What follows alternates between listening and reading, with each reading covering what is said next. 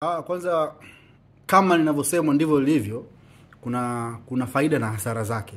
Na inawezekana pia katika kila jambo lazima uangalie faida ni zipi na hasara ni zipi, na upande upi unakuwa na asilimia kubwa kuliko upande mwingine. Kwa hiyo kwangu mimi naona ni hasara kwa pande mbili.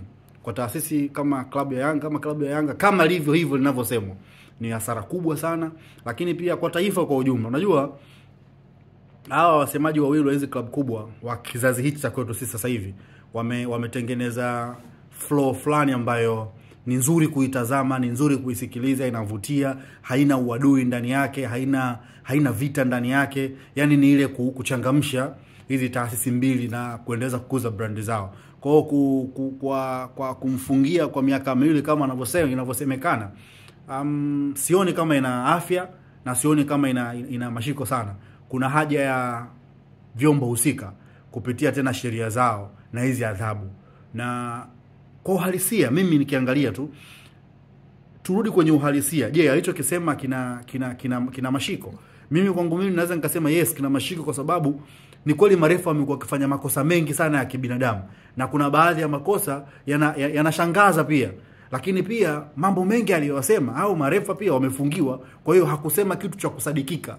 Alizungumza uhalisia na kujaribu kutengeneza attention kwa mamlaka husika iangalie na itoe jicho la tatu. Unajua, kwa mfano refa ambaye alichezesha mechi ya JKT pamoja na Ken Gold, kuna namna ambavyo alitoa maamuzi mpira ya kichwa kaka penalty.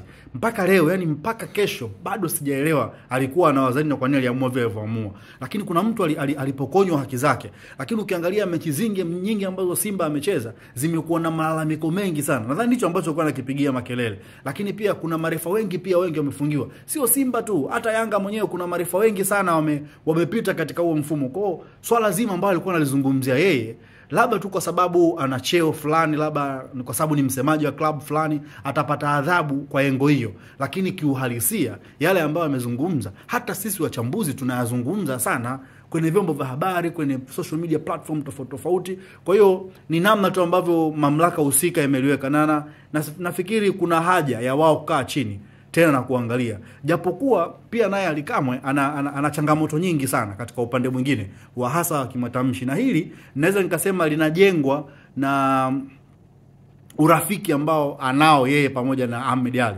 Unajua wao ni marafiki, ni jamaa wanaofahamiana, lakini pia ni watu ambao nje ya kazi zao asilia wana maisha nje ya kazi. Kwa hiyo unakuta kuna ile kuona kwamba huyu ni mshikaji wangu na mudu, na kuna kujisahau pia kwamba bwana kumbe niko kwenye taasisi na vitu kama hivyo. Kwa mimi nafikiri mamlaka husika ina haja ya kuzungumza na hawa watu bila kuchoka, kwa sababu mwisho wa siku kumfungia mtu kama yule miaka miwili, kijana ambaye tayari ameshashika tasnia, ana influence kwenye klabu, kwenye taifa, ni role model kwa vijana wengi, kulikuwa na haja, na hana utukutu wa design hiyo. Nadhani kuna kipindi kimoja cha redio moja ya michezo nilikuwa nikizungumza ndani ya wiki hii iliyopita, nikasema bado hawa vijana wote wawili hawana utukutu wa design hiyo, kupewa adhabu kubwa za design hiyo, kwa maana ya kwamba wanaonyeka, wakipewa maagizo wanayafuata. Tuliona Alikamwe alishawahi kuzungumza kuhusiana na kocha wa Namungo current sasa hivi ambaye alikuwa Juma Mgunda. Alizungumza, lakini baada ya Mgunda naye akatoka akazungumza, kijana akaja akaomba msamaha. Lakini kuna kipindi nadhani alizungumza kuhusu Tatu Malogo kama sikosei, naye pia alimzungumzia kama refu, lakini bado kuna changamoto pia, lakini huwa hazungumzi nje ya uhalisia ambao unaonekana. Kwa mimi nafikiri labda washauriwe nini cha kufanya, kwa sababu hawa bado ni vijana, wanaweza wakafundishika, wanaweza wakaelimika. Lakini kwa taifa kama taifa tutampoteza mtu ambaye ana uwezo mkubwa wa kuinfluence jamii na wananchi kuweza kuishangilia timu ya taifa. Wameshafanya hivyo mara nyingi sana, kitu ambacho hatukuwahi kukiona kwa muda mrefu sana kwa wasemaji waliopita. Ulikuwa uwezi kumweka Jerry Muro pamoja na Manara kwenye meza moja wakazungumzia jambo moja. Hii ni ngumu sana, lakini kupitia hawa wawili wameweza kujenga bondi. Lakini pia Ashi Mwibu alikuwa anaingia hapo, kuna wakina Chukuchuku hapo na wasemaji wengine mbalimbali, wakina Christina, wote wanajifunza vitu vingi sana kutokea hapo. Lakini mimi niseme taifa litaathirika kwa engo hiyo. club kama club of course itamkosa mtu ambaye kwa ndani atakuwa bado ni engine ya baadhi ya mambo makubwa ambayo atakuwa anaenda, sababu brain yake kimpira ni kubwa, lakini yule atakayekuwa anatoka front na kuzungumza kwa kujiamini na confidence, club itakayopoteza mtu wa design hiyo. Lakini sioni kama mamlaka ina roho ngumu kiasi hicho, ama ina ukali mkubwa kiasi hicho.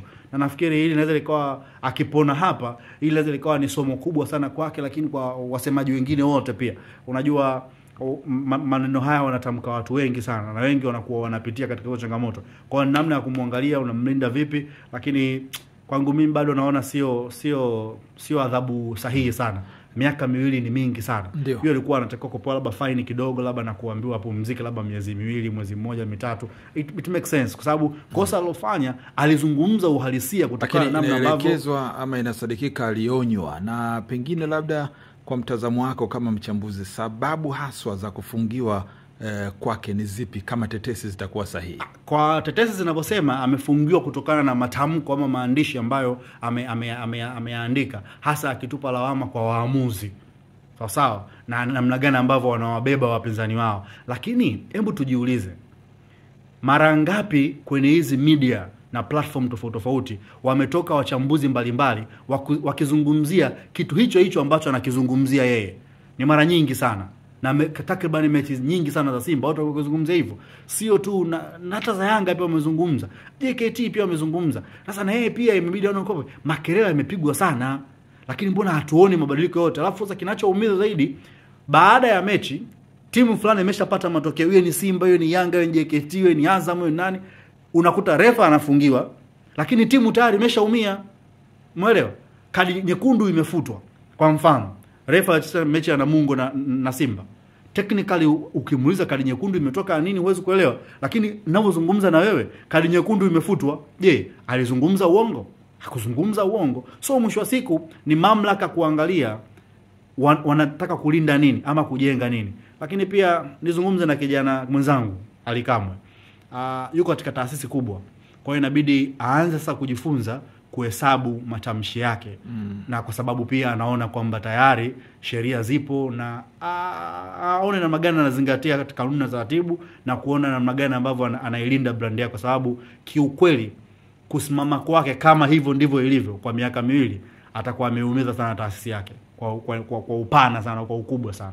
Mimi niseme tu hivyo, lakini niendelee kuisii mamlaka, adhabu kama ndivyo ilivyo ni kubwa sana kwa kijana, na wanawe nafasi pia ya kumpa rehema na kumhurumia na kumpa nafasi nyingine tena. Basi pia atakapokosea tena anaweza kapewa adhabu kubwa kuliko hiyo, lakini wanao nafasi ya kumuonya tena kwa mara nyingine.